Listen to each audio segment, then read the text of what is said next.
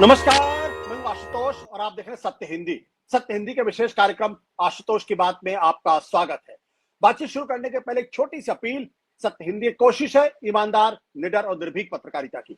हम अपने लाखों दर्शकों के शुक्रगुजार हैं जो लाखों की संख्या में हमारे कार्यक्रमों को देखते हैं और हमारी हौसला अफजाई करते हैं। हम उनसे एक और छोटी सी गुजारिश करना चाहते हैं कि आप न केवल हमारे कार्यक्रम देखें बल्कि संभव हो सके तो हमारे वीडियोस को बड़ी मात्रा में डिस्ट्रीब्यूट करें, सर्कुलेट करें और शेयर करें ताकि ईमानदार पत्रकारिता ज्यादा लोगों तक पहुंचे। और अब आज की बातचीत शुरू करते हैं।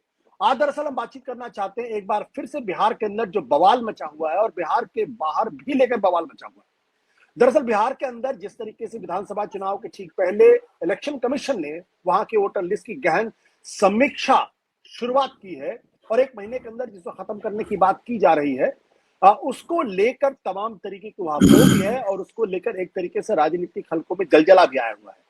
हमारे दर्शक अच्छी तरीके जानते हैं कि पिछले दिनों बिहार की विपक्षी पार्टियों ने, कांग्रेस और आरजेडी के लोगों ने जाकर इलेक्शन कमीशन के सामने अपनी बात भी रखी थी, गुहार भी लगाई थी और ये भी कहा था कि दरअसल ये बहुत ही व्यवहारिक नहीं है, इसलिए फिलहाल इस पर रोक लगाई जाए। चुनाव आयोग की बातों को सुनने से बिल्कुल मना, सुनने मतलब उसे सुनकर उसका अमल करने से पूरी तरीके से इनकार कर दिया था। उसके बाद जो तमाम विपक्षी पार्टियां हैं और तमाम देश के जो सिटीजन्स हैं, जो नागरिक हैं, जो सिविल सोसाइटी के लोग हैं, जिनको लगता है कि इस तरीके की समीक्षा शायद बिहार के हित में भी नहीं है और देश के हित में भी नहीं है, इसलिए उस पर फौरन रोक लगनी चाहिए। अब यह मसला तमाम विपक्षी पार्टियों, सिविल सोसाइटी के कुछ लोगों ने, एडीआर ने भी इस मसले पर सुप्रीम कोर्ट में चुनौती दी है और 10 तारीख को सुप्रीम कोर्ट में इस पूरे मसले पर सुनवाई शुरू होगी। क्यों इस मसले को चुनौती दी गई है, क्यों इस मसले को लेकर इतना हंगामा मचा हुआ है, हम सीधे बातचीत करेंगे देश के बहुत ही जाने माने और चुनावी प्रक्रिया में रिफॉर्म को लेकर बहुत ही अग्रणी भूमिका निभाने वाले जगदीश चौकट जिस वक्त हमारे साथ मौजूद हैं, जो एडीआर के संस्थापकों में से एक हैं। जगदीश जी, आपका बहुत बहुत स्वागत है। क्यों आप लोग इलेक्शन कमीशन, क्यों आप लोग सुप्रीम कोर्ट गए? हम लोग सुप्रीम कोर्ट इसलिए गए कि ये जो चुनाव आयोग ने प्रक्रिया शुरू की है 24 जून से, इसमें दो दिक्कतें हैं। एक तो ये कि इसमें कुछ कानूनी कमजोरियां हैं, कानूनी गलतियां हैं, और दूसरे इसमें व्यवहारिक बहुत दिक्कतें हैं। तो सुप्रीम कोर्ट जाने की वजह सबसे पहली तो सबसे इम्पोर्टेंट यही है कि कानूनी इसमें कमजोरियां हैं। क्या कानूनी कमजोरी आपको दिखाई पड़ रही है इसमें? देखिए, इसमें 3 कानूनी कमजोरियां हैं। पहली बात तो ये है कि ये कहता है ये 24 जून का ऑर्डर कि जो लोग 1 जनवरी 2003 से वोटर लिस्ट में इंक्लूडेड हैं, उनके बारे में there is a presumption of citizenship.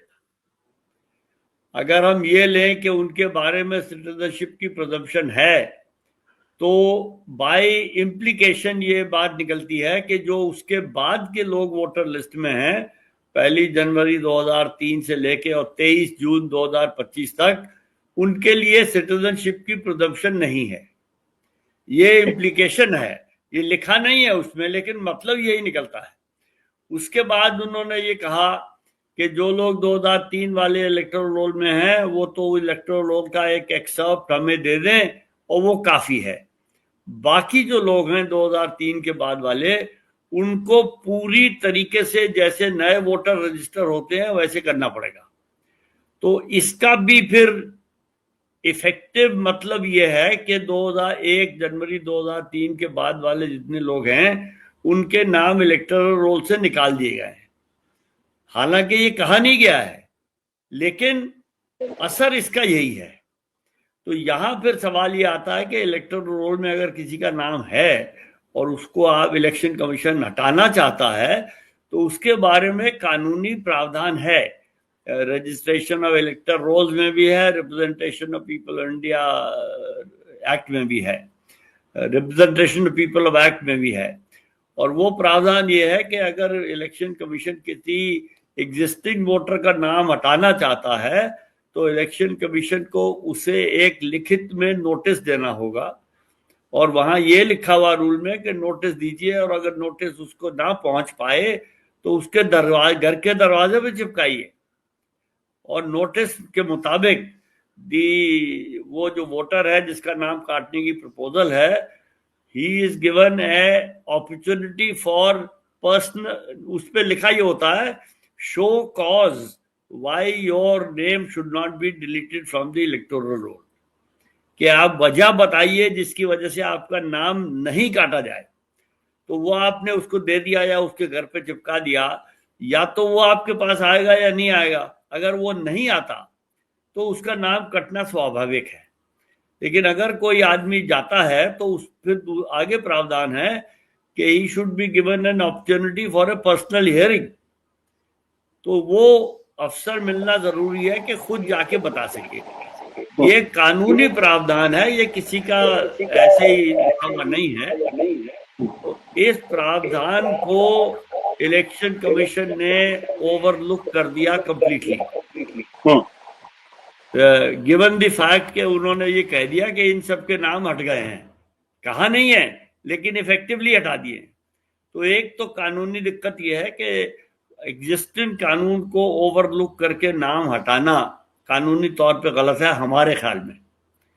दूसरी बात यह है कि कानून इलेक्शन कमीशन को अधिकार देता है कि वो इस तरह के रिवीजन कर रहे any time election commission feels the need of it for reason to be recorded. Reason भी उन्होंने रिकॉर्ड किए, 5 रीजन है।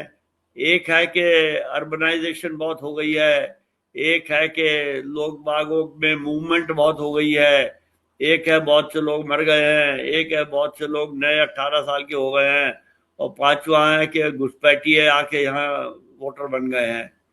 तो ये 5 वजहें कोई 23 जून या 20 जून को तो हुई नहीं है, तो पिछले 20-25 साल से चल रही है।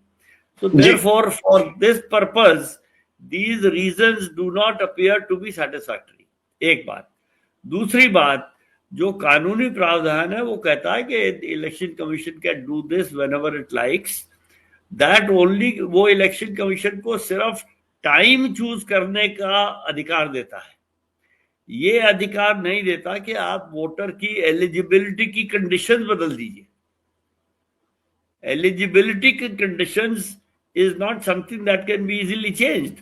और एलिजिबिलिटी कंडीशंस का जो हमें पता लगता है वो पता लगता है कि जो फॉर्म 6 है, अभी भी नई वोटर रजिस्टर करने का फॉर्म 6 रजिस्ट्रेशन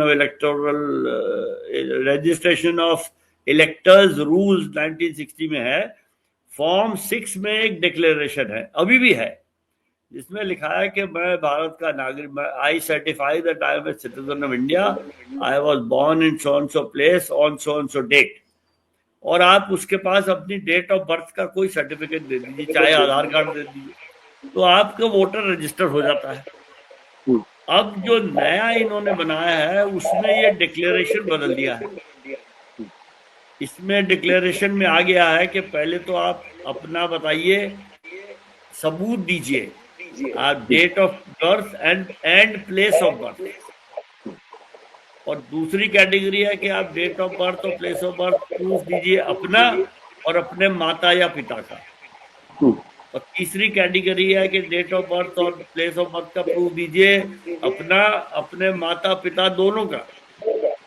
तो ये एलिजिबिलिटी कंडीशंस को बदलना भी गैर कानूनी है। ये दूसरी प्रॉब्लम है जी, लीगल।